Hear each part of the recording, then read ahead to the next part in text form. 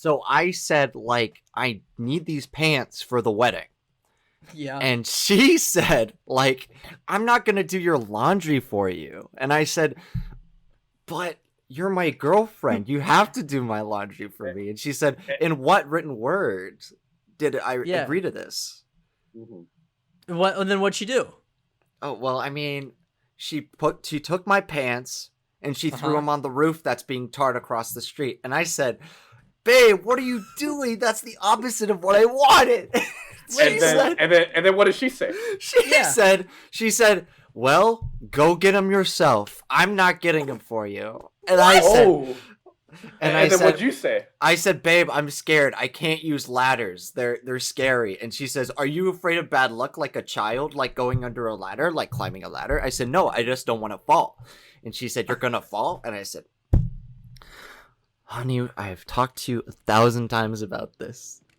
Yeah. I just don't like climbing buildings. And then what'd she say? She said, LOL, okay. Oh, Good wow. improv.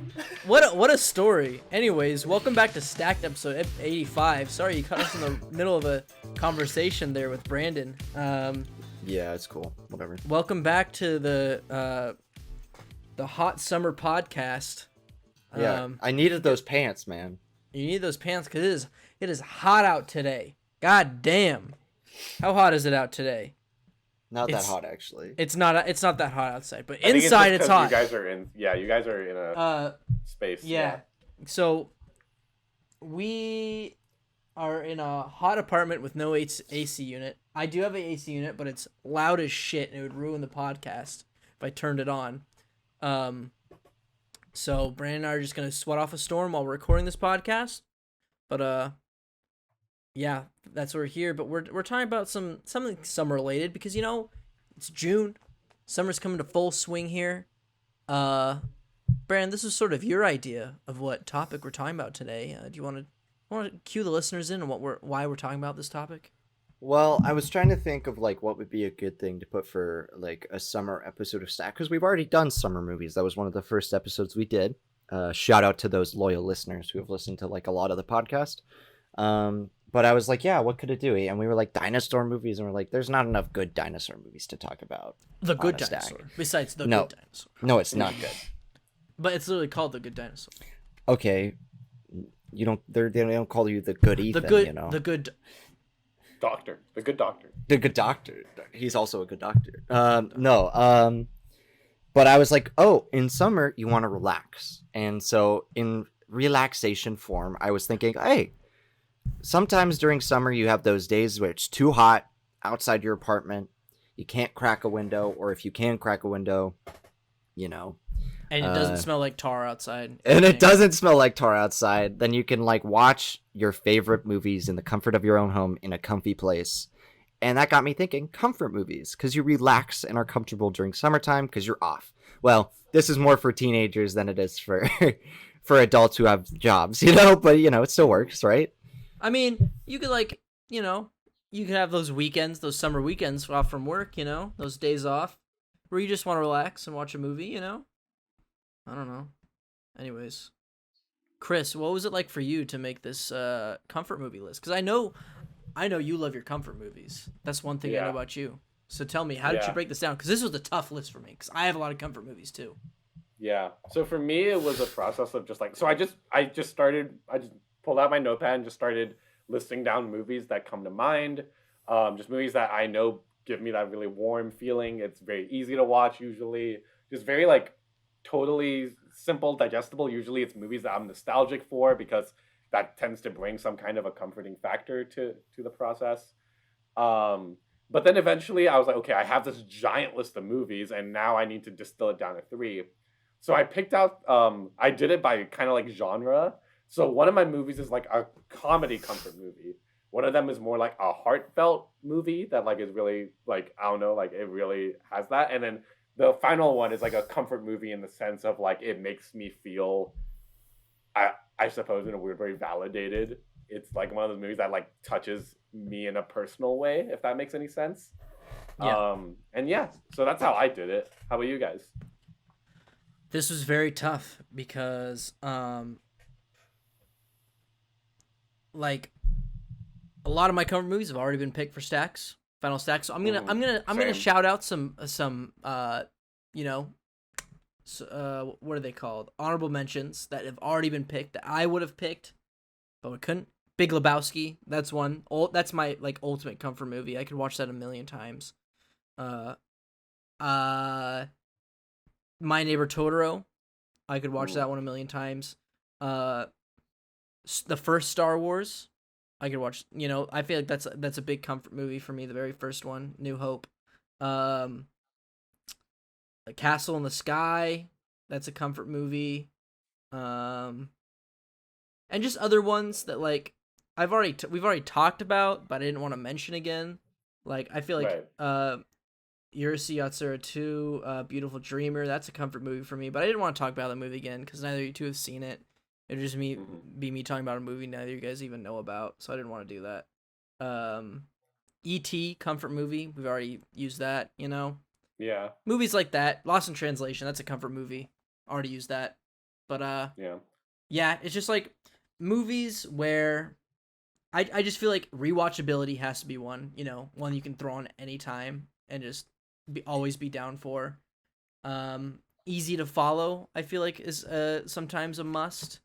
And just like other things like maybe nostalgia, maybe sort of its messages is light and hopeful, you know. Just something to make you happy, you know. So that's what I went through with my comfort movies. Brandon, what about you?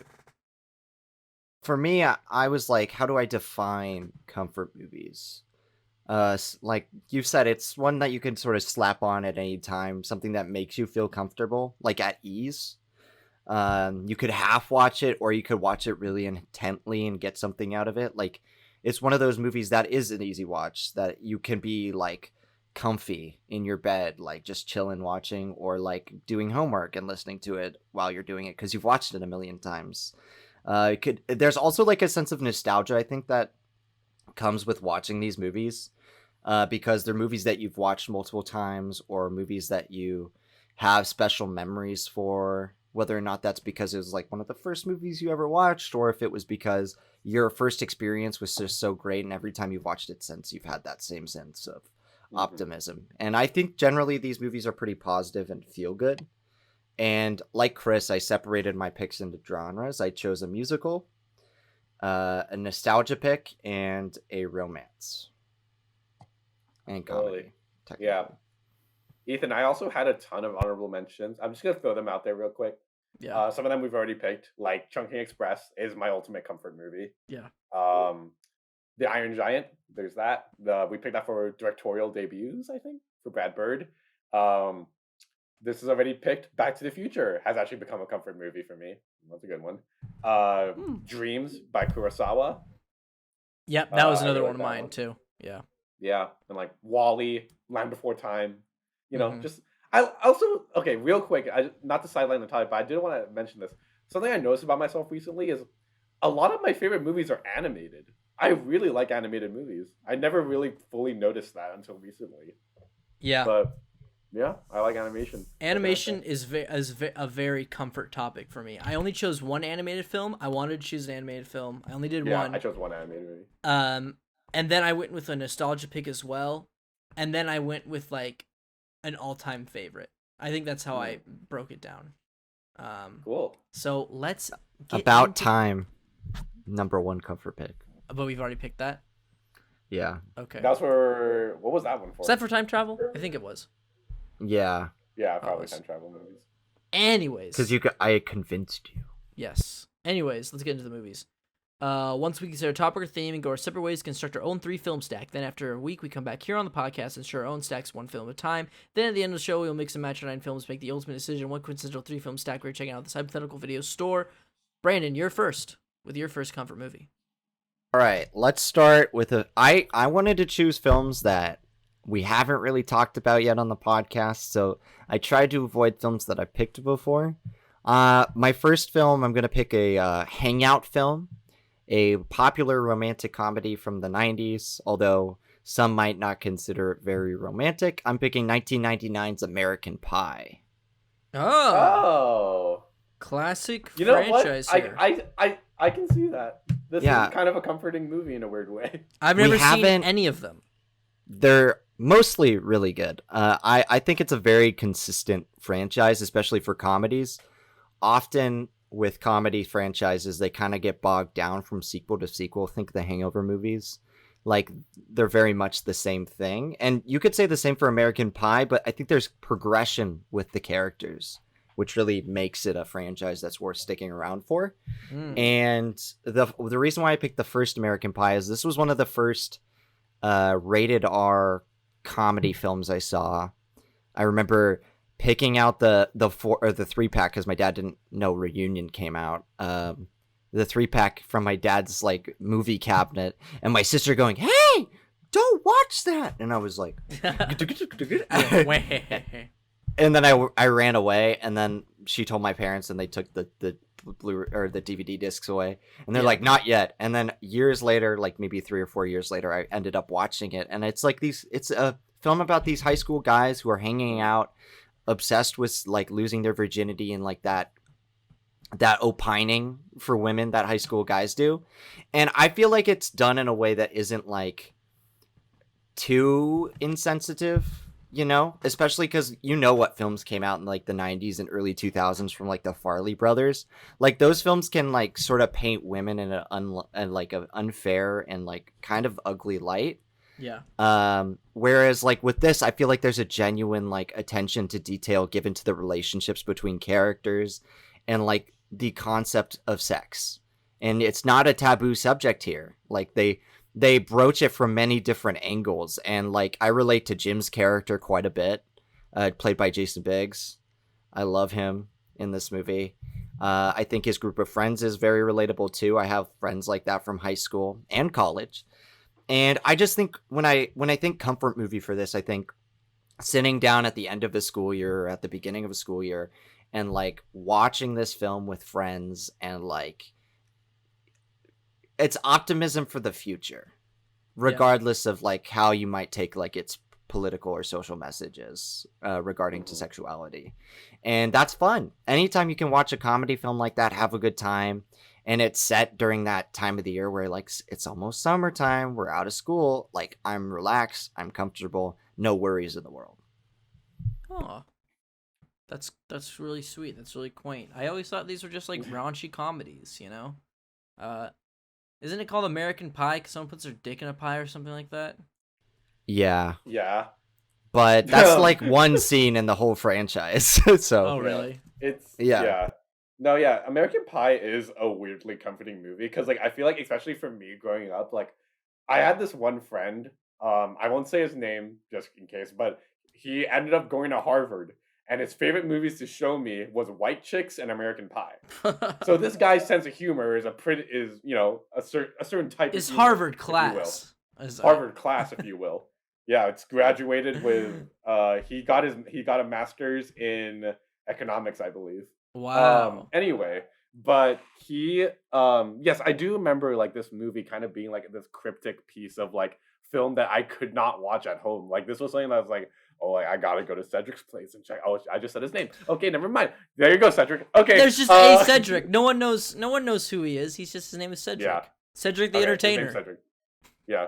Anyway, There you so God damn. I'm an Cedric the idiot. Entertainer Anyway. went to Harvard, everybody, and he loves the American Pie movies.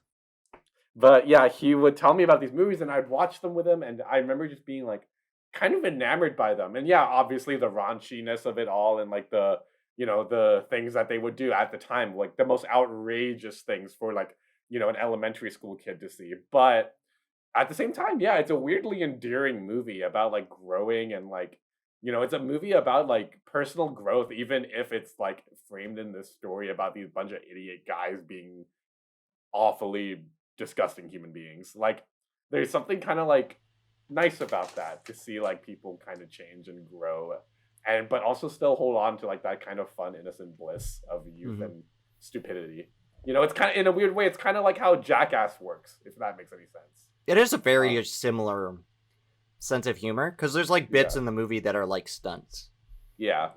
So, but yeah, I mean, it's a fun time, and I remember watching this and I think I revisited it briefly in high school and still finding it really funny. So yeah.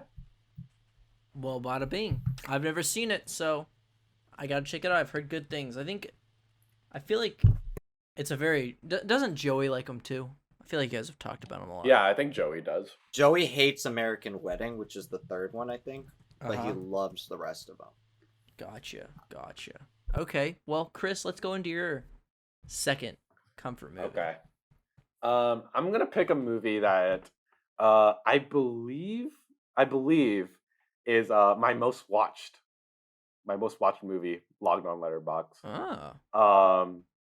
It's a friend of the show, Brett Ratner, Oh, 1998 Rush Hour. Rush Hour. I had to pick it. This was a movie. Okay, well, for anyone who doesn't know, Rush Hour is the movie that I think put Jackie Chan on the map in the United States. A huge pivotal classic comedy from the late '90s. Yeah, it's a buddy cop movie starring Jackie Chan and Chris Tucker as two cops who are trying to save a little girl who has been abducted in LA. But more so than anything, this movie is just a really funny, wild ride with these two very interesting characters. Their dynamic is really what makes this movie work for me. Just like the kind of like loud-mouthed character that Chris Tucker plays, and the more like reserved but also very stoic, but also heartfelt like demeanor of Jackie Chan's character. Mhm. These two characters really mesh well together because they're kind of opposite ends of the same coin. And what I really admire about this movie is on top of, yes, Jackie's amazing stunts, Chris's amazing one-liners, and just like, the funness of like an action, like this action comedy is, you see how these characters evolve throughout this movie. It definitely is the best of the trilogy. Because it really does stand on its own. I think it's a really fun movie, and one that the big reason that this is a comfort movie for me though is this is a movie that everyone back home for me watched and loved. My entire family. We don't watch movies together very often, Mhm. but the Rush Hour movies are a Lee family classic. Like this is our go-to. Like no questions asked. Like everybody is happy when we can sit down and watch Rush Hour together. And yeah, I felt it would be wrong of me not to pick this just because of how personal of an attachment I have to this movie. And on top of that, yeah, I think it's a really fun and good movie. I know you guys aren't nearly as warm to it as I am. I'm just glad that Brett Ratner can bring your family together. Yeah. You know what? Me too. He can do that often with a lot of people, actually. He's a very just like well-loved Universal guy. He's great. Yeah. No, I remember. Yeah, you showed us Rush Hour, a few movie nights ago. Might have been a couple months ago, but I remember having a lot of fun with it. I thought the chemistry between Chris Tucker and Jackie Chan is really good, and even though he says it twice, if you know, you know, he says it twice. Everyone, just want to say it. He says it twice, but He doubled down. Isn't that funny that Jackie Chan's like introduction to American culture is him saying the N-word twice? That was like his Nothing more American his than debut in that. Let me tell you. Yeah, I'm just like, wow, that's fucking badass as hell. No, it's not badass, but it's funny. It's interesting. Yeah, I just remember having a lot of fun with it. I think the action scenes are pretty cool. I mean, that fight in the Chinese restaurant, super fun. It's somewhat of a little blend of, Hong Kong blockbusters at the time and American cop dramas. It's like kind of get a little best of both worlds, Yeah. I think that is a big fun part. I love, and maybe this is a bit of a reach, but for me, at least in my experience with this movie and everything, it's kind of like a cultural mishmash between the two, and I think that's a lot of fun because it's it's nice to have a little bit of both. Definitely. Brandon, what do you think of Rush Hour? I will give you this. They're very easy watches. I feel like a lot of Brett Ratner's strengths as a director. He is a very accessible filmmaker. Watching his Rush Hour movies, Tower Heist, X-Men: The Last Stand. They're very easy to watch movies. Does that mean they're great? Not necessarily. I think they're perfectly enjoyable movies, but ones that I don't really hold a lot of sentimental attachment to. It's one of those movies that I remember being on HBO all the time when I would scroll past it, on like the TV guide Right. and being like, Rush Hour yet again. And then being like, let me put it on. And then the first time I put it on, I was like, yeah, that was all right. But I can definitely understand that because it is like a perfect marriage of these two different types of Eastern and Western filmmaking, whether that be Eastern martial arts films or Western detective buddy cop films, or kind of a mishmash of like the 90s Hong Kong detective movies that we saw Jackie Chan do. Mhm. So yeah, that is something that we can thank this film for. Yeah.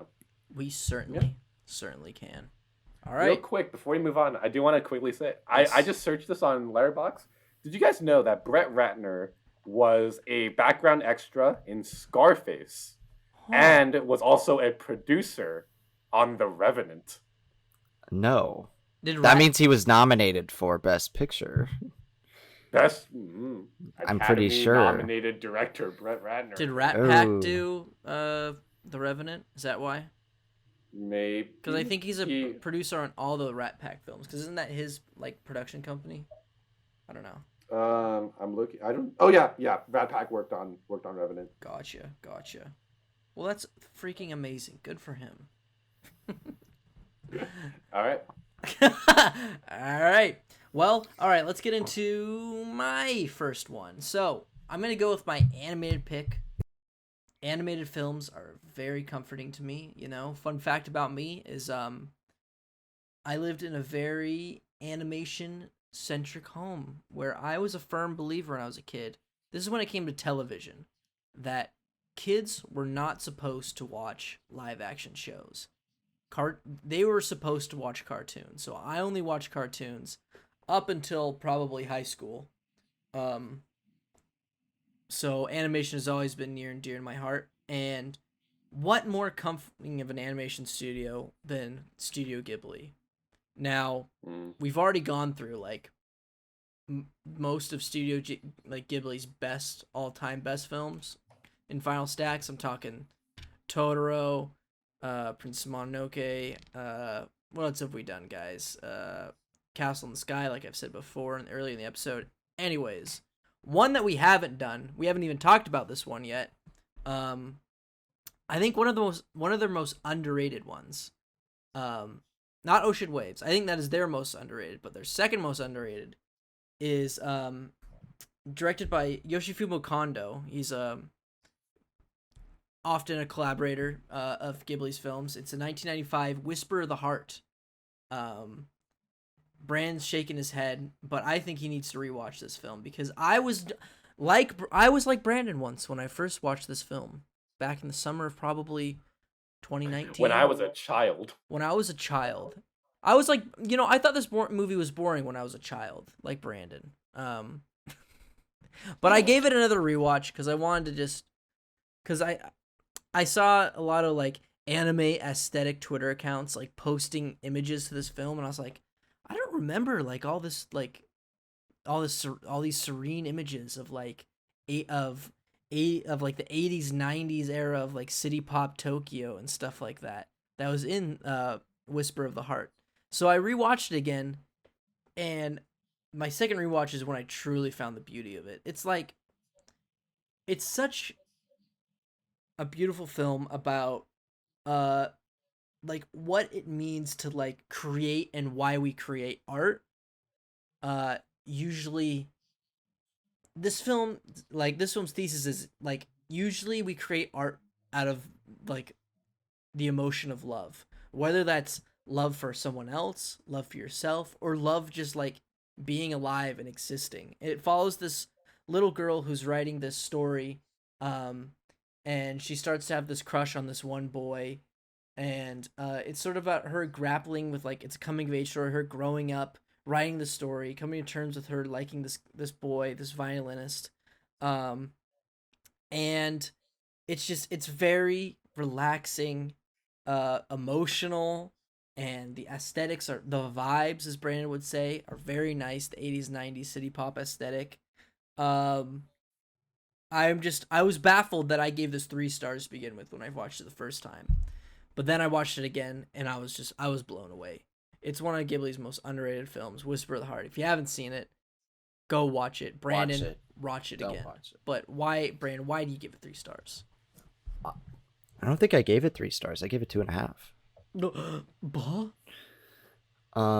I think this is a film that should be comforting to some folks because of its messaging more so than anything, because it is a film about dreams and about following through on like those sort of things, which is a very great thing. I just like I didn't really connect with the story or main character all that much. And yeah, sue me.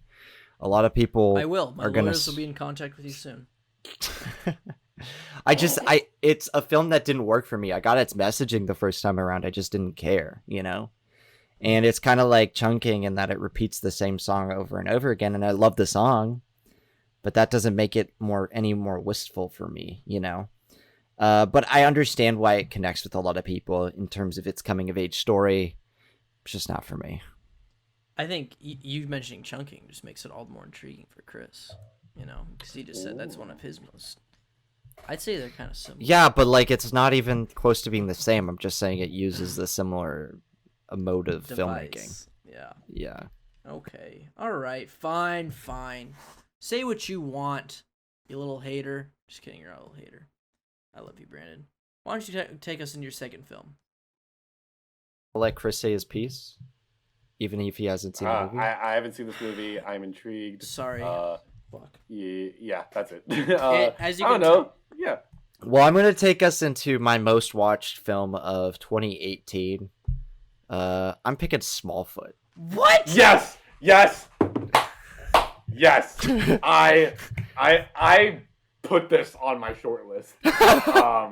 But I didn't do it. I kind of wish I did. Anyway. Yeah. Anyway, go on, Brandon. Say your piece. This was my musical pick. I swapped it out like last minute for my number 4, which was going to be Annie from 1982. But I'm instead picking Smallfoot because I feel like this is one of the most underrated films of the past 5 or 6 years. Because, frankly, when we walked into this movie, and Chris and I saw it for the first time together, we were roommates at the time. We were both like not expecting a good movie. I think we only saw it because we had a list and we had like an extra reservation that week. And it was like the early days when we actually used every reservation every week because we lived like a mile from the theater. But watching this movie is so comfortable. Almost every joke hits, for me at least. The musical element is really good. I was surprised it was a musical. I loved every musical number in the movie because thematically they're great, but also they're like great beats and great melodies. And they mean a lot to the plot. So it's a good musical number in that sense. And I love the animation and the snowy countryside. Like, I feel like I could, like, cuddle up. Like, if it was colder, I could cuddle up into, like, a warm blanket and watch this movie. And, like, I love the animation in this movie. There's just so much to really like about this. And it has a fantastic message, very mature for a children's film, about, like, the news media and religion and like how that all relates to keeping like your family and clan safe while also like realizing that there's a chance for change and optimism. And there's not enough that positivity sometimes in film like this. Now, it's not a nostalgic pick by any sense. I mean, it only came out like 5 years ago, but it is one that I feel like I could pop on and rewatch at any time. And I kind of want to, so we'll get on that soon. Chris, you love this movie as well. What do you think? Yes. I mean, you pretty much said everything there is to say about this, Brandon. Like this movie, I still remember like the moment while maybe like 20-ish, 30-ish minutes into this movie where I think I leaned over to you. It's like, hey, are you liking this movie a lot too? Because I'm really liking this, and you were like, yeah. I don't know why I'm liking this so much. And then like we just fell in love with it. Like the jokes hit. It's so funny. I still like the thought of the goat getting nuked by LeBron. James. LeBron. That's still so funny. Yeah. And just like, I don't know, it's a very ridiculous movie, but there's also a lot it goes for. Like the emotion works for me. The story about like why these Bigfoot hide away from the humans is actually like, it actually like says, like speaks to me in this weird like socio-political way, even though like, yeah, it's not the most like fleshed out thing in the world, but it's a fucking kids movie. Like, give it a break. But nonetheless, like, it worked, and I thought it was really fun. What's the name of the rapper who does Common's rap is still nothing but flames in this movie. Yeah. All the songs are good. This is James Corden's best performance. Probably true. Yeah. Yeah. And it's one of my favorite Channing Tatum Actually, Zendaya too. Zendaya does great here. LeBron does great here. LeBron's best performance by far. LeBron's best performance for sure. But yeah, I really do enjoy this movie. I think it's a movie that falls under a lot of people's radar because, I mean, yeah, Brandon and I, we did the same thing too, where we walked in thinking this was going to be ass, walked out loving it, and it is one of those things where it's like, oh, I wish we weren't such a minority on our opinion about this movie, but in a weird way, it's kind of special that we are, because it's like, yeah. You know what? This is a movie just for me and Brandon. And it just was there was no way, like, we were like the only, like, one of 4 or 5 people in the theater, and we were like the same amount of hyped about the movie when we came out of it. Yeah. And we were like, it's so good. And we showed all of our friends, and they were all like, yeah, it was okay, I guess. And we were like, what? Yeah. Speaking of our friends who thought it was okay, Ethan. Okay. You did say it's the best Bigfoot movie you've ever seen. I've changed my mind. Harry and the Hendersons is better. If you look in the comments of it. And also, Missing Link came out after this, and that surpassed both of them. And that's better. Oh, this is better than Missing Link. What are you talking about? Missing Link is better than Missing Link. Missing Link is way better. Missing Link has a personal. It's my turn to speak. You've already said your piece. Let me talk about Smallfoot. It's my movie, you fucker. You fucker. Let me share my thoughts. I'm gonna kill you. All right, so I thought this movie was gonna be ass when I saw the trailers, but then Brandon and Chris, they came to me. They said, "Ethan, you have to see this movie." So they took me to see it. There is no bigger Bigfoot fan than myself. I yearn for a really great Bigfoot movie. It would just be the most satisfying thing ever, I love the concept of Bigfoot, this big ape creature out in America or the Himalayas that's out there, but we don't know can't prove he's real or not. I love it. I love it so much. My ex-roommate Sasha made an amazing short film about it. Probably the best piece of Bigfoot media there is Sasha's film Bigfoot Stole My Photo. So I was very looking forward to it. I was very hesitant. I think the designs of these Yetis are awful and horrifying, so that was my one hesitation going in. I just hate how close their eyes are. I hate that they have horns. Why do they have horns? They're supposed to be apes, not yaks. They're like big. They're like the Missing Link. They're between humans and apes. I don't understand why they have horns. It pissed me off. And they don't have noses either. It made me uncomfortable. Anyways, I went in with just that one little gripe, thinking it was going to be a great movie because both my buddies loved it. And what I got was an okay movie, I get the messaging. I've seen it done better in films. Like, I think it's done better in, like, Zootopia or, like, the Lego Movie or, like, the Truman Show, I think those have grasped with similar topics, and I think have just been done better than this, I will admit that the exposition song by Common is pretty good. It's probably the best song in the movie. The rest of the songs are trash, like James Corden about social media. That was awful. James Corden is awful in this movie. Percy's Pressure is amazing. What are you talking about? It's awful. I can't believe you two are defending James Corden. It's baffling. Yeah, this is his best movie. No, this is the only time I'll defend It's par for the course with the dude. There's only one bad thing in this movie, and it's phlegm. He's annoying. No, this movie has screaming goat humor and fart humor. It's got kids humor. I didn't find it funny at all. It's so clever. What are you talking about? It's got screaming goats and farts. What are you talking about? Yeah, so does Sonic, clever. You fucking idiot. No. But yeah, I mean, it it was okay. I don't know. It wasn't the worst thing I've ever seen, and I've mostly forgotten about it. I don't know why Channing Tatum's playing a Yeti. Zendaya's Michi. You know, the classic. It's probably what this movie will just be known by forever is the Zendaya's Michi meme, and that's gonna be about it. Anyways, yeah, Smallfoot. Quaint. Oh, how quaint. All right, but I understand why it's a comfort movie for you guys. I like that you guys have your own little special movie that you two can just cuddle up together and watch, you know, on a cold day. Yeah. When you two get snowed into a log cabin, you'll just throw on Smallfoot on Blu-ray. And then we'll hateful hate each other. And you hate each other when Brandon throws on Arthur Christmas after. So. How'd you know? Oh, I knew. All right, Chris, go into your second pick. All right, my next pick is a movie that we actually watched semi-recently for movie night. It's a 1999 animated movie directed by Kevin Lima and Chris Buck. It's Tarzan. Oh, I thought it was going to be Dinosaur. Fuck. No, no. No. Oh, Tars. I love Tars. Yeah. So, yeah, we watched this movie a couple weeks ago for a movie night. It was Ethan's first. It was your first time, right, Ethan? No, it wasn't. It was my first time in a a big while. revisit. In a Okay. while. I don't remember Okay. loving it as much as I did. It was incredible. Holy Yeah. shit. This is for me like this era of Disney movies is often called the. Is this right after Renaissance era? Brandon, you know Disney history better than me. Yeah. Was this? This is Renaissance era? This is a Disney era movie, like a Disney Renaissance era. It was the last, Okay.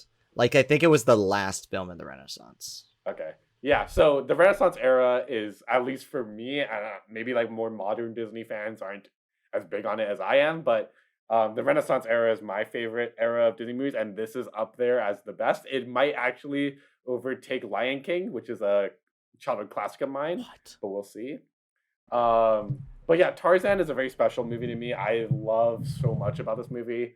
You know, we can go on forever about the animation, Phil Collins' amazing music.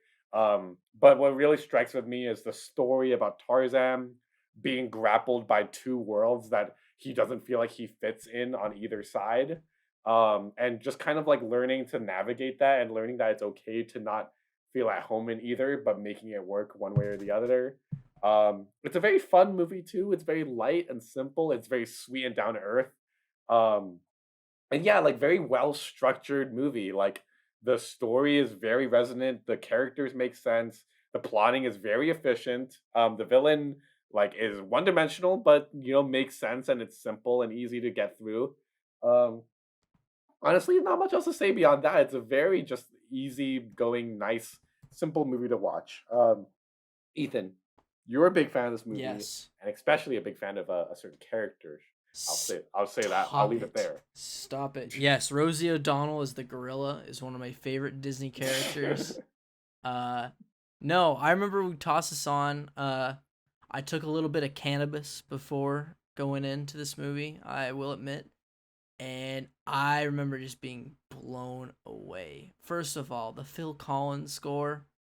Ooh, the Phil Collins music in this movie is absolute fire.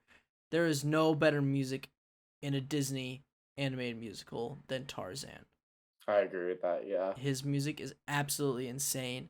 The animation is so beautiful for being a 2D animated film that implements 3D sequences. It is aged like fine wine, you know? It's a in terms of its animation quality, I think it's rather timeless.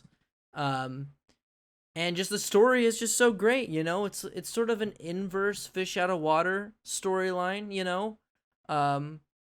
Where, you know, Tarzan's learning about the world he comes from and Jane's learning about the world that he's from, you know? Kind of like Smallfoot. Now that I think about it, if you think But about 100 times better. You're right. You're no. right. This movie's done 100 times better than Smallfoot. It is Thanks for bringing up my not. point that I've seen movies do this better than Smallfoot. Thank you. But the comedy is good in this movie. The set pieces are great. And I just remember being blown away. It was the first movie that we watched together where Brandon watched a movie in the shower. So that will always be That was memorable. shocking. That was absolutely shocking because Chris and I weren't expecting him to get in the shower. And then we just looked over and Brandon's just like scrubbing his armpits and just like, you know, and we were just like, what the fuck? It was great. I loved it. It's a good time. I loved it so much. Brandon, what do you think about Tarzan? It's a good movie. It's probably one of my least favorite of the Renaissance era movies. Not because I don't like the film's messaging. I just think it is a very repetitive film when it comes down to it. It is a lot of montages, and a lot of the Disney Renaissance era like bake in their music into like actually like stage musical numbers, and I think that's like their strong suit. I don't blame them for doing something different, and Phil Collins' music is very good, but I can only listen to it so much, whereas I feel like with every other Disney film, I find myself going back to the musical numbers more and more.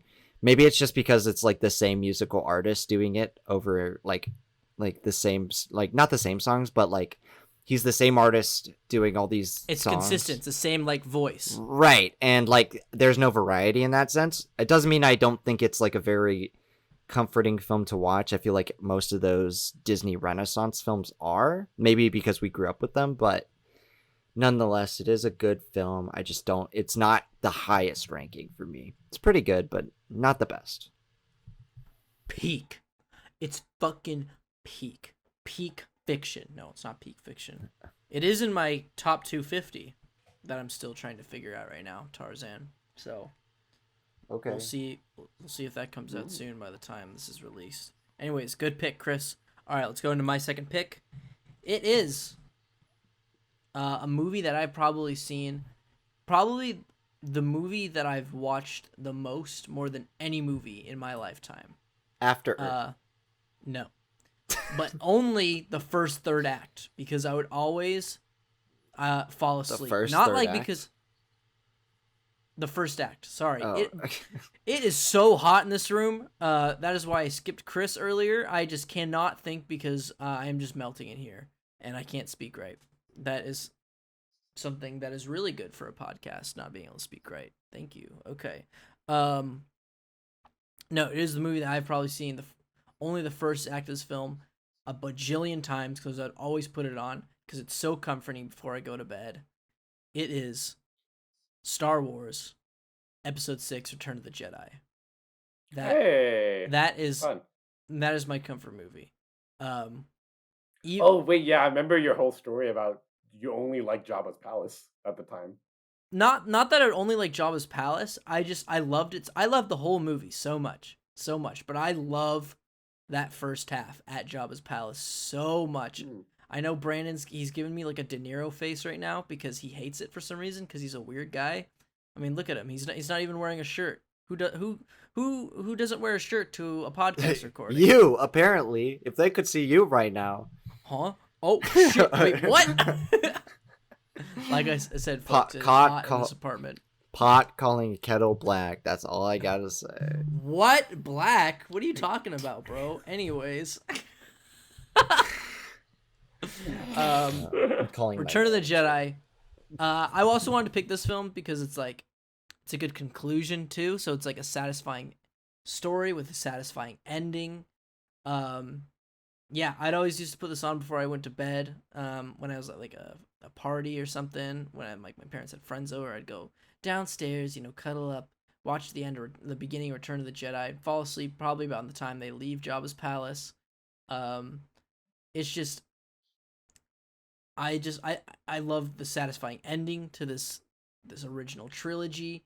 I love the creature designs. This one goes all out in the creature designs more than any other film.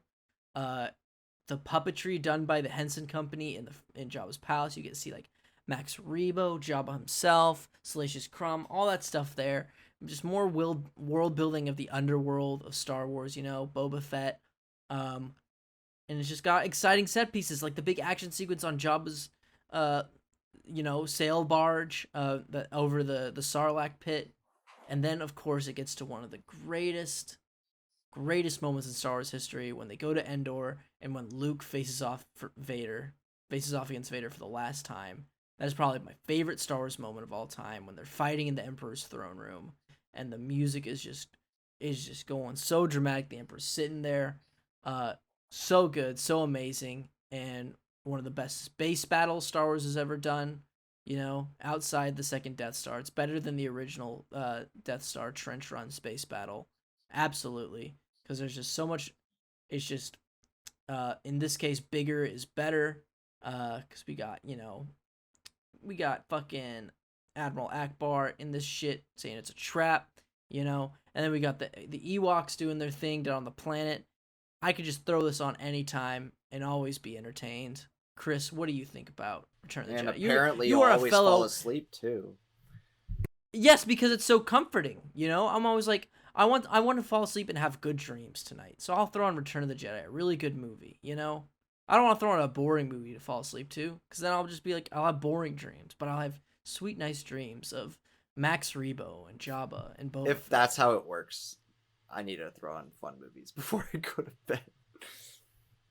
Yeah, it is fun, nice, fun, lighthearted movies. Chris, what do you think about Return of the Jedi?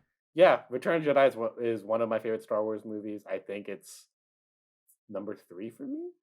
Yeah. It used to be number 1, and it's still a 5-star movie for me personally. But Ethan, I actually have a kind of a different experience from you. I used, as a kid, I'm not gonna lie, I would fast forward Jabba's palace. What? I would just blow past it, get to Endor, No. and then just go from there. And I mean, I look back at it now and like, yeah, it's an important set piece for the context of the story. But for me, Return of the Jedi really starts when they get to Endor and Luke heads off to, because like I love how at the end of this movie the three there's kind of 3 situations going on. You've got the Battle of Endor, you've got the Death Star and like the attack on it by the rebels, and then you have Luke and his personal fight against Vader and the Emperor. And I think this movie works so well. I love how they parallel edit all 3 set pieces in that final sequence. And yeah, it's so great. Ethan, like you said, that throne room sequence is fantastic. The way that they just do it is so much fun. I love the music. The moment when Vader like goes for a personal jab at Luke by saying like, "Oh, if you have a sister, perhaps she'll turn if you won't turn to the dark side, perhaps she will." Yeah. And Luke just goes berserk in that moment, and the music gets all dramatic, and it's just so well done, and it's a very emotional movie. It also features the best of the special edition changes. I think the 3 of us all agree that Celebration is way better than Yub Nub. Yes. Yeah, fuck I agree Yum with Nub. that. Yeah. But it also has the and worst one it's a too. really, really. Which one? The Jedi Yeah. Rocks rather than the- Oh, yeah. Lopty Yeah. Neck. That's true. Yeah. It's a Yeah, hard that's trade off. true. I always want to be like, can I get the standard edition of the first half of the Jedi, and then the special edition of the second half? You know what yeah, I'm saying? I'd agree with that. Yeah, but yeah, nonetheless, really fun movie. Growing up, my favorite Star Wars movie by far. Loved it. Yeah, just a good time. Love this movie. Brandon, you're not as big on Return of the Jedi as Ethan and I, but I you think still it's like this aged movie. like milk, but yeah. What? What do you mean? It's milk? It has. How I've is it, never heard how that. is it That's a aged like Because milk? when I watched this as a kid, Because of Rise of Skywalker? what? Rise of Skywalker Is it Rise is of spoiled Skywalker? milk. That's what you get when you open the package and you're like, I bought expired milk. Fuck. But when you buy you bought Return of the Jedi pristine, half and half or 2% milk, and you're like, this is good. But And you it left left- out. But you left Yeah. it on the counter. Yeah, for that's 30 what I years. feel like with the Return of the Jedi, because when I look at this, Is this why you drink all yeah, your so milk? it doesn't go as bad as quickly. Also, it tastes better and is better for you. Anyway, I digress. I think Return of the Jedi is a film that I enjoyed much more when I was a kid, because I thought the Ewoks were cute. I thought the lightsaber battle on Jabba's barge was super cool, and seeing a green lightsaber was like the first time we saw something that wasn't red or blue, and that was super cool and exciting. And I think them breaking into like the headquarters is super cool and exciting. And then it's like the back half of the film is like, oh, this is the epic conclusion that we've waited for. But then now thinking about it, I'm like, yeah, I don't know. It's kind of mid, except for like one bit. Honestly, like if I rewatched it, I don't know if I'd have even the same amount of positive things to say that I do right now about the film. because I do agree that this movie has a banger ending. I think the Star Wars the celebration theme is iconic and beautiful and a great capper to that trilogy. And I think the Luke and Vader and Emperor stuff is like extremely compelling, especially with the divisive talk from the fandom about what being a Jedi is, and like that really personal story between the three characters in that throne room is really great. But when I look outside of it, I'm thinking, okay, other than that, this third act is really, really, really like repetitive. It's Return of the Jedi is basically A New Hope, but on a larger scale. And I think the Trench Run is much better at suspense and stuff like that. I think it's more akin to the A New Hope's is like the Top Gun Maverick. Like that Trench Run is like that for me, where I'm on the edge of my seat during the mission of Top Gun Maverick. I'm the same way during the Trench Run. Versus this, it's like it's very much the same story. They just go inside an unfinished version of it. Sure, it's the cool stuff with the Emperor's trickery, but it's like repetitive in comparison to the first movie. The Ewok stuff I don't mind as much as other people. Like that's cute. It's just like it doesn't have the same effect as like I feel like some of the conclusions of other Star Wars films. It is kind of silly that they take down the Empire, though, I would say, as opposed to any like rebels actually getting involved, human rebels, because they lost money and they couldn't use Ewoks or not Ewoks, Wookiees instead. And I really don't like the first half of this movie. I used to like it fine, but I'm with Chris. Like, honestly, I would rather fast forward through everything at Jabba's palace. And I think the creatures are great. I just think the Rancor. Yeah, but it's super dull and uninteresting because it's like we're gonna send the droids in, and then we're gonna give you the droids and try to exchange it, and then okay, Luke comes in and then he gets caught, and then we see like and then we try to see Leia comes in and she like tries to rescue Han, and then she gets caught. Faux pas right there. Woo! It's hot in here too. Woo! Hottest episode of Stack ever. Am I right? Probably. But like, it's so repetitive and uninteresting. Like, what the whole point of that is to rescue Han, but they have like 3 or 4 intros to that sequence, and I'm like, okay, we needed this because we know where he left off, and they kind of wrote themselves into a corner at the end of the Empire Strikes Back, so they needed to deal with that. But I don't know if that was the right way. And then the Ewoks introduction is okay. You get more of the Rebel Alliance, but they don't really do much with it, as opposed to something like The Last Jedi, which kind of tries to delve into the Rebel Alliance a little bit more, which I appreciated. And yeah, there's not a lot of depth to this film outside of that third act throne room battle, which is fantastic. Like, but I don't think there's a lot good here, and I would rather just skip it, except for like the last act. It's kind of like a prequel movie for me. I would rather we just move on to the next Ooh. movie. The last round. Bran, what's your last Well, I picked a movie from the same director as Smallfoot. I'm picking a nostalgic animated pick. I'm picking Over the Hedge.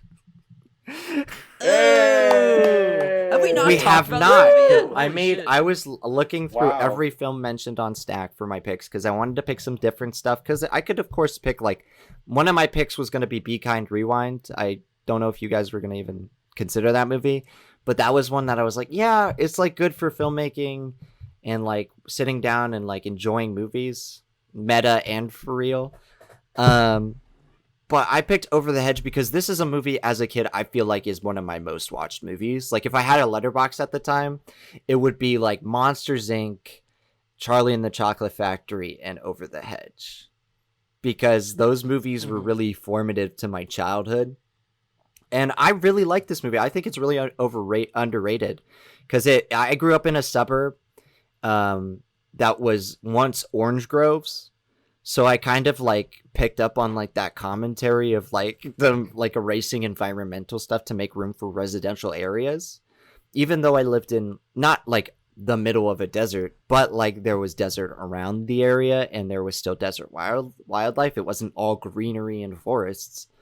And I think it's a funny story. It's a heartwarming story. It's one that's super funny. And I still hold that same childlike whimsy when I watch this movie. Like, I feel like I'm transported back to when I was like 5 or 6 years old, watching this movie for the first time and sitting at my TV and my parents going, "You're like Hammy the squirrel." And yeah, But now you're more of a Vern. yeah, now I'm more of a Gary Shandling type. Thanks. R.I.P. But That's such a funny insult. You're more like Vern from Over the Yeah, Hedge. you used to be a Hammy, but now you're more of a Yeah, I Vern. kinda- Oh, wow. and I really love this movie, guys. I think it's really heartwarming, and it's one of those movies that even if like it hasn't aged well in certain aspects, like it hasn't affected my perception of it. You know, that's really weird to have. Like you have a film you think of one way as a kid, and it stays the same throughout, which is very rare nowadays. Nowadays, Yeah. I'm like, my opinion on a movie will change like so much if I like haven't rewatched it in like 10 years. But Over the Hedge, it's been the same, consistent. Yeah. That's No, true. yeah. Brandon, I remember watching. This was one of the first movies you and I actually watched together outside of class. I remember sitting with you in your dorm in freshman year. And just That's watching right. this movie with you, and yeah, this movie's so fun. Yeah, it's a very simple movie, but again, it's done so well. I love the comedy in this movie. They did the Quicksilver thing before Quicksilver. That's true. And yeah, it's just so much fun. It's also a very anti-consumerist movie, which I find really funny. It actually reminds me a lot of the Ant Bully in that way. Um, and yeah, this movie is very nostalgic for me too. I remember like watching this a lot growing up, and I remember what is it like?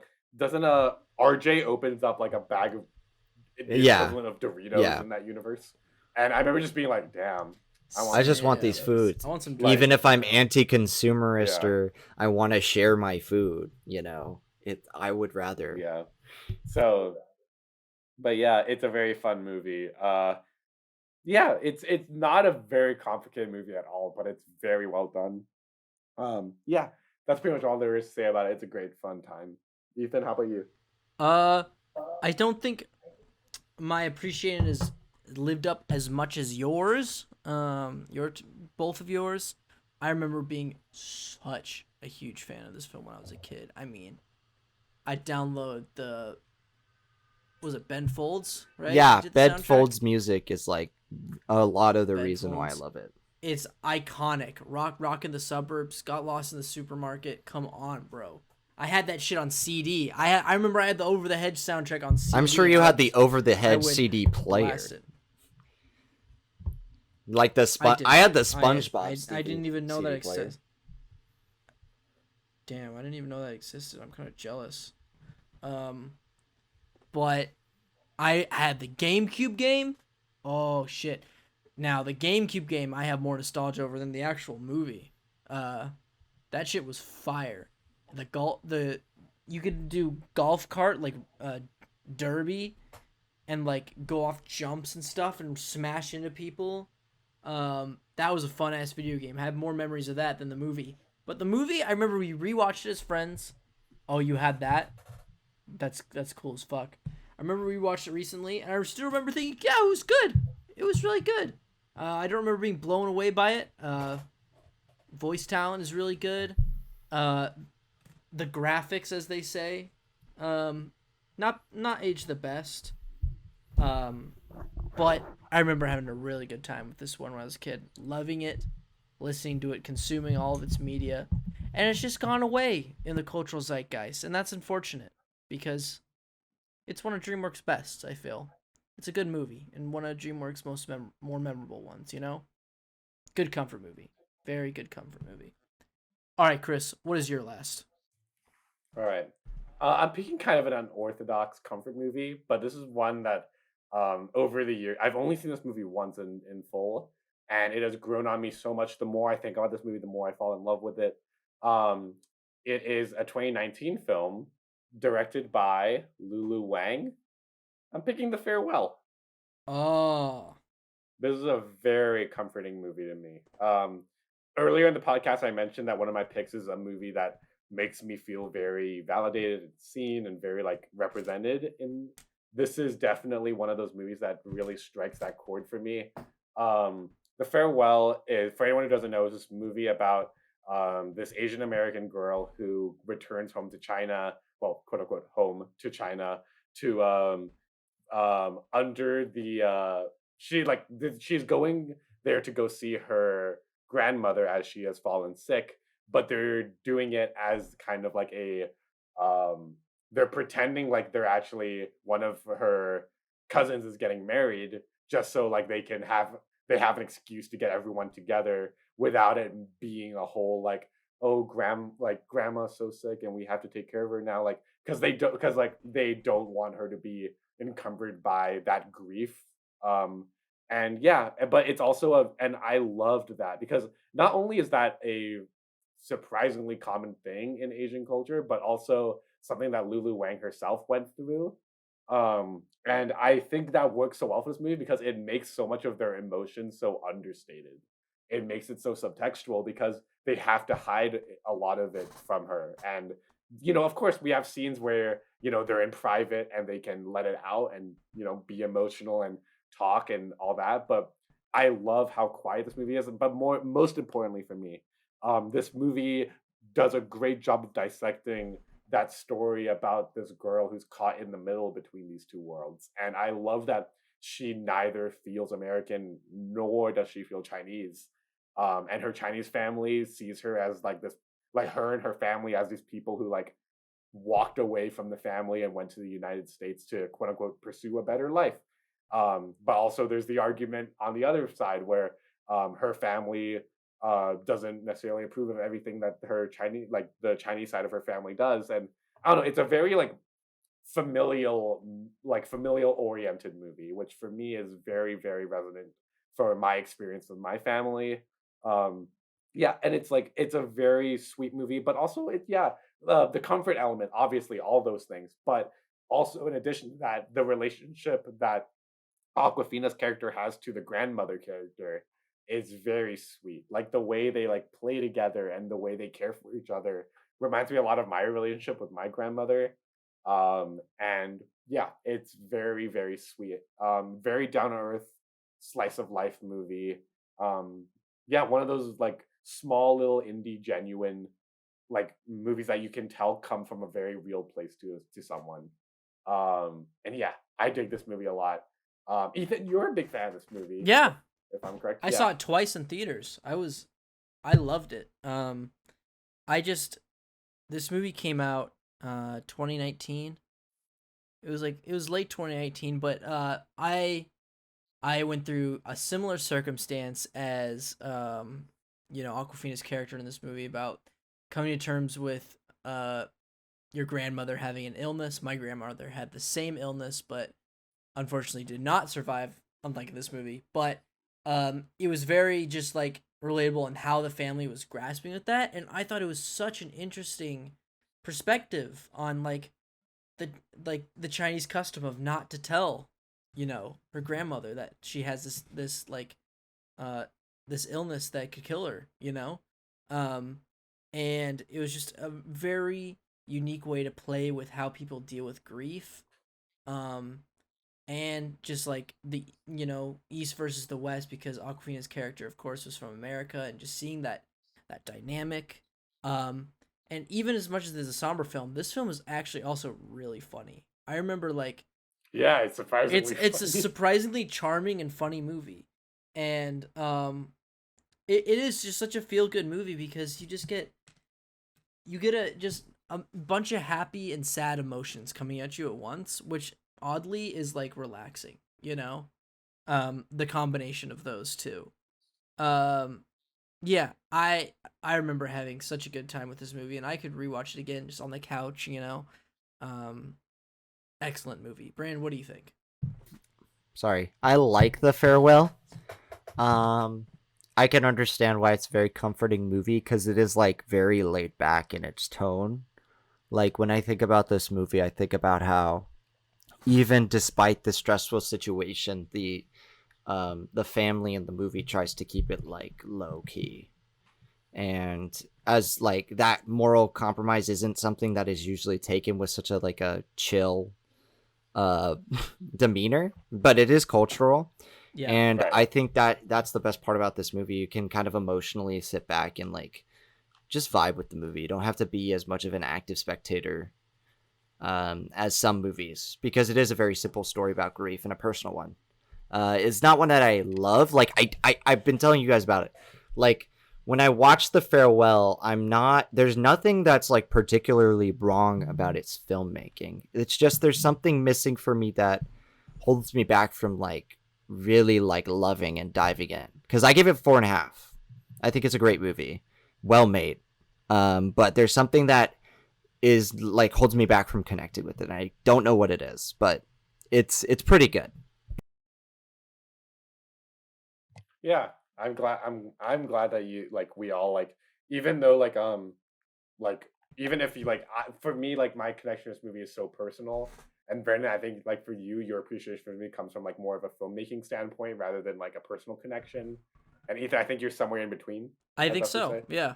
Yeah. Look at that. So like it's interesting to see how like that like this movie is able to like elicit a response from different people in different ways.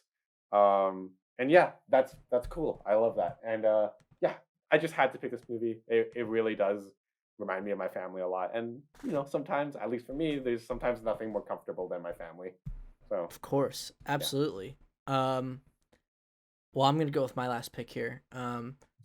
If you follow me on Letterboxd, I actually called this the ultimate comfort movie. I watched it last night before we even knew we were going to do comfort movies today. And I saw that on my letterbox feed and I was like, okay, he has to be I I didn't have even to pick pitch it. it I from called it that, my by the ultimate. way.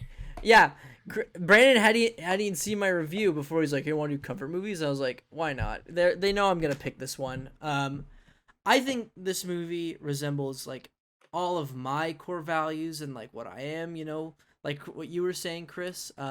It's a very personal movie to me. It is of course the Muppet movie. We've mentioned this way early on in the podcast. I'm thinking movies about making movies. That's like episode 3, you know, pretty early on, and I think it's time to bring it back because, uh, this is like there's nothing wrong with this movie. It is just like such an easy and relaxing watch, a very emotional watch. You can ask my girlfriend Caroline. My eyes were watering throughout the entire duration of the film until Brandon came home. Till Brandon I did busted bust the through the door. I had a Uh, story. Yes, he had a story to tell us, and I had to pause the movie. And I was mad at him. Just kidding, I wasn't mad at him. It was actually a pretty good story. Um, but it is a great film about following your dreams, staying true to yourself, and finding fellow people who are true to themselves like you, and making a family out of that. I think I can very much uh relate that to my experience, you know, coming up in Hollywood. And it's a movie about a journey to Hollywood to sign that rich and famous contract. If only that it were that easy for us, you know. But um what the film plays with is finding your fellow weirdos who are just as crazy and passionate about wanting to tell a story, make people happy, and be an entertainer. Um, it's a beautiful film. It is my favorite musical of all time. The best music. Um, I cry it during 3 of the songs, you know. Um, and just like God bless Jim Henson. He's my hero. I think I can fully say that. He is like my creative hero. I want to work at the Henson Company one day. I want to be like that dude, be as creative and loving and hopeful as that dude. This movie's amazing. I love it. The Muppet movie. Chris, this is the only Muppet movie you've seen. Yes, it is. Yeah, it's a very endearing movie. I haven't seen this movie since I was what, maybe in middle school, maybe a little earlier. Yeah, very endearing, sweet movie. One of those movies I feel like is very reassuring, especially if you're like if you can find a lot of relatability to what's going on in this movie, especially with what the characters go through and like the plot of everything. The music is very sweet and fun. And yeah, like it's one of those like very clean cut, well made movies. Wait. Sorry, I was drinking tea and I had to burp. But yeah, it's a very sweet movie. I really do like it. It's I don't know, frankly, for the life of me, I don't know why I haven't suck out. What is it? Seek. What's Sawed seek out. What's the I- sought out? Sorry, sucked out. See, sought out the other movies. I guess it's an intimidating body of work because there's so many of them. But I am glad that I have that first one as like kind of like an anchor point. And yeah, it's a good time. I do recommend it. I think it's fun. Brandon, you're much more Yeah. well versed with the Muppets than I am. It's a good Your movie. take on the I joked around with them last night. This is a mid movie. It's not. It's good. I do think there are better Muppet movies out there. I think the original is just fine. The music in it is probably some of the best the Muppets have ever done, but like the music to me doesn't carry the movie. Or the music does carry the movie because I'm not a big fan of the Muppets going to Hollywood as much. I like it when they're established or just doing like random stories or one-offs, versus like telling a showbiz like story, which is why I'm not as big of a fan of the 2011 Muppets as Ethan is. I love the Great Muppet Caper and like the Muppet Christmas Carol because those are like the stories that I gravitate to when I watch Muppet projects. But I can definitely understand the comfort behind it. I watched the Muppets a lot as a kid, and these movies are super easy to watch and stay engaged. They are standalone, except for the newer two. They kind of blend into each other, but you can kind of watch every single one as if you were introducing yourself for the first time to these characters. And this is a good place to start. It was like Henson's original vision, and I think it came on the heels of the Muppet Show, right? Or was it? So yeah, I think so. So that it was like kind of the cultural exclamation point that they needed to establish themselves beyond just being a niche talk show. Absolutely. Couldn't have said it better myself. All right, there are all of our picks. Fine little eclectic group of comfort movies. No double stacks this episode. That's always fun to see. So let's get to writing down our movies to pick this final stack. So, Bran, you want to start us off with your 3 films? I picked Over the Hedge, Smallfoot, and American Pie. Chris. For the love of God. I picked Rush Hour, Tarzan, and The Farewell. There we go. And I picked Whisper of the Heart, Return of the Jedi, and The Muppet Movie. All right. I have a pitch. Yes. Okay. I think Muppet Movie has been a long time coming. Yeah. I think this is a good one. I would throw Muppet Movie in there. I really also like Brent, what was your third movie again? Over the Hedge. Yes, Over the Hedge. Because that one's also a comfort movie for me. Yeah. I really enjoy that movie. And I think that's a nice animated movie too. And for me, I'd love to put Tarzan in here, but that's too much animation, I feel like. So I would throw in either Farewell or Rush Hour, because I think those are especially like Farewell is like a different kind of comfort. I agree feel with that. So maybe that would be interesting. Okay, I think Over the Hedge should be on the list. I think that's all like nostalgic comfort movie for the three of us, you know. Mm-hmm. That's one that we share. Yes, I would love to put the Muppet Movie on here, being that it is my ultimate comfort movie. I think The Farewell would be good because it's like comfort in a different kind of way. You know? I don't know. Mm. A lot more personal stakes and like talks about family and it deals with different topics than the Muppet Movie and Over the Hedge, which is like grief and stuff like that. And sometimes that an exploration to that can be rather comforting, which is sounds dark, but it's true, you know? You need comfort in those times. I don't know. Truly. No, I agree. So if we went with that, would it be Over the Hedge for like that kind of fun burst of optimism first, and then Farewell, and then Muppets? Because I don't know, that ending's really sweet. Yeah. Brandon, what do you think? Wait, first, Brandon, did you think that's a good stack? I like that stack quite a bit. All right. What would you say for rating? Or not a let me rank them. No, I think it's either The Farewell or Muppet for the ending, because if you look at the farewells ending, it's very bittersweet, but it does leave a little bit of optimism. And the Muppet movie, it has it's like a great ending, kind of subversive too. Kind of plays with the genre a little bit, like the Muppets sort of do. Yeah. And it's kind of beautiful given the song True. that they sing. Life's like a movie. Write your own ending. Keep believing. Keep pretending. We've done. I'm okay with just that what we've order. Sought out to do. Well, hell yeah. Let's run it then. This is Stack's Ultimate Comfort Movies Final Stack. Starting with Brandon.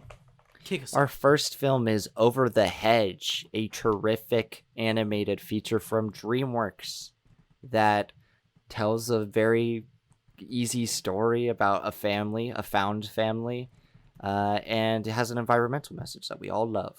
Yes, we do. Very good. Chris, what is number 2? Yep. Our next film is Lulu Wang's 2019 film, The Farewell, a very down-to-earth, beautiful piece of film about a young girl displaced from her family and her culture, all while trying to hold on to what little family she has in her dying grandmother. A very bittersweet movie that will crush your emotions, but also uplift them all at the same time. And our last film is James Frawley's The Muppet Movie, 1979. A movie about optimism, hope, fulfilling your dreams, finding people who share your dreams, making a family with them, being a weirdo, making people happy. As Kermit would say, millions of people happy. And that's what we all want to do here on Stacked. We want you to be happy. We want to make millions of listeners happy. You know, as the only billion-dollar podcast out there, I know we project out to millions of listeners across the globe. And I just want to say thank you for listening and, you know, letting us make you happy. And thank you for loving us so much and thinking and making us such a great success. Screw Joe Rogan, you know, we're number 1. Where do you think we lie? Woo. Where do you think we lie in the all-time podcast rankings? Like, in terms of listenership? Do you think we're, like, 10? Well, the thing is, there's a lot of podcasts out there that get 0 views. That's true. So But we we get a small or, like, amount, 1 or you 2. know, which might Guys. be average. On to a us, bad day, we you get, know? like, 17 views. That's on a bad day, you know? That's better than some podcasts. That's out there, better I'll than just say some. So, catch up, other guys. Welcome to the big leagues. No. that. One day. But yeah, we'd like to thank everyone who does listen to us and make us happy. We're glad that you are entertained by our podcast, that we can entertain you and give you insightful thoughts and things. And that'll do it for this podcast of Stacked. Not the podcast itself. Yep, this is the last episode. No. This is the last episode of 85. This is the last 85th episode of Stacked we're ever gonna do. How wistful. Brandon, what do you have to say about the controversy, Brandon? I didn't do it. And then what'd she say when you said that? She said we should watch Polar Express tonight and listen to that kid say, I didn't do it. I didn't do it. I didn't do it. I didn't do it. And what'd you say? I said, So she kept saying I didn't do it, and what'd I you said, what'd you please say? shut then? up. I don't like that movie that much. That Hero Boy is like a failed character, and I need you to leave my house right now. And She what'd said, she say? Okay, bye. What? And then did you leave? Did you leave? Did you leave? Brandon, tell me, did you leave?